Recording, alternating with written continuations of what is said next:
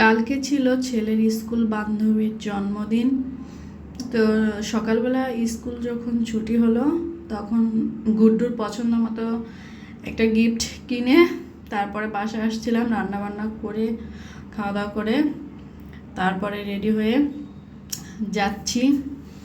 তো গিয়ে দেখলাম বৌদিরা রেডি হয়নি এখনও, তারপরে বৌদিরা রেডি হবে, তারপর একসাথে আবার আর একটা বাসায় চলে যাব।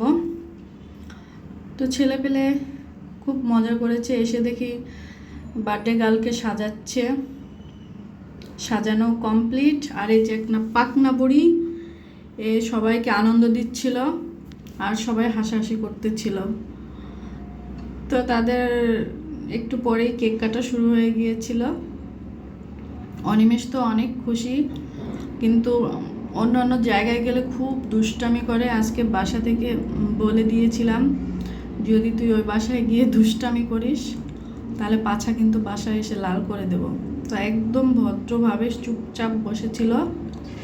আর এই কেকটা বৌদি বানিয়েছিল, খুব মজা হয়েছে। ঘরে বানিয়েছিল, কিনে আনিনি। আর এই যে রান্নাবান্না খুব মজা হয়েছিল। এই বৌদির রান্না খুব ভালো। অনিমেষের বার্থডেতেও রান্না করেছিল। আর আমরা যেখানেই খেতে যাই না কেন খাবার আবার নিয়ে আসি পার্সেল করে। এই যে আবার খাবো তাই।